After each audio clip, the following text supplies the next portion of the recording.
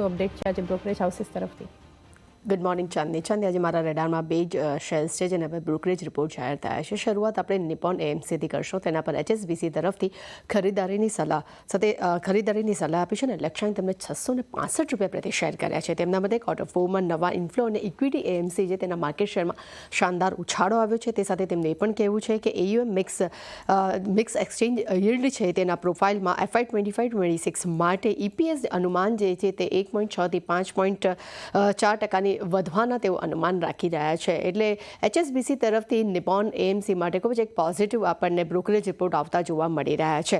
અને બીજા જે છે તે છે ઝાયડસ લાઈફને લઈને. નો ડાઉટ ગઈકાલે પણ આપણે ન્યૂઝમાં જોયું હતું કે USFDA પાસેથી અવલોકનો મળ્યા હતા, ત્યારબાદ બ્રોકરેજ રિપોર્ટ જાહેર થયા છે.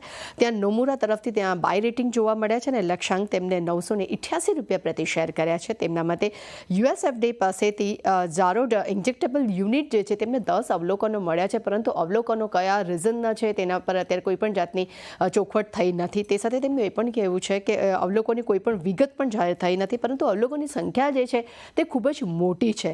અને સાથે તેમનું એ પણ કહેવું છે કે ઝારોડની કંપની જે છે તે 3 ઇન્જેક્ટેબલ મેન્યુફેક્ચરિંગ યુનિટ છે જે યુએસમાં દવા સપ્લાય કરે છે.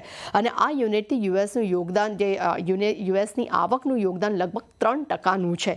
તે સાથે તેમનું એ પણ કહેવું છે કે ઝારોડ જે છે તે નોન ઓન્કોલોજી ઇન્જેક્ટેબલનું પણ ઉત્પાદન તેઓ કરે છે. એટલે ખૂબ જ અગત્યનું યુનિટ જે છે, પરંતુ તેના તરફથી હવે 10 અવલોકનો USFDA પાસેથી મળ્યા છે, પરંતુ તેમને એક રીઝન્સ ન મળવાને કારણે કરીને AI બાય રેટિંગ આપણને જોવા મળી રહ્યા છે.